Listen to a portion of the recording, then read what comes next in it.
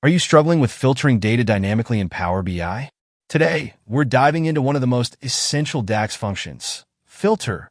So, what the filter function does, how it works in DAX, practical examples to enhance your reports. Let's know each one by one. Number 1. What is the filter function? In Power BI, the filter function helps return a subset of a table based on a given condition. Unlike visual-level filters, filter works within DAX formulas, allowing for row-by-row evaluation. Syntax: filter, table, condition. It returns a table, not a single value. It evaluates each row to check if it meets the condition. It's often used with calculate to refine filter context. Practical examples. Example 1. Filtering sales above 1,000.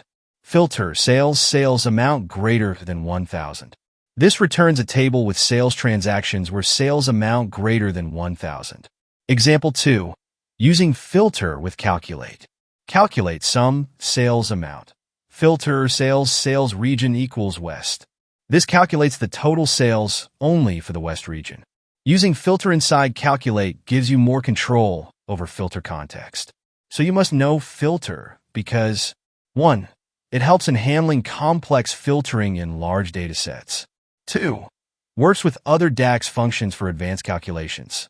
3. It's essential for creating dynamic Power BI reports. If you want to level up your DAX skills, mastering filter is a must. If this video helped you, hit that like button and subscribe for more Power BI tips. Comment below if you have any DAX-related questions.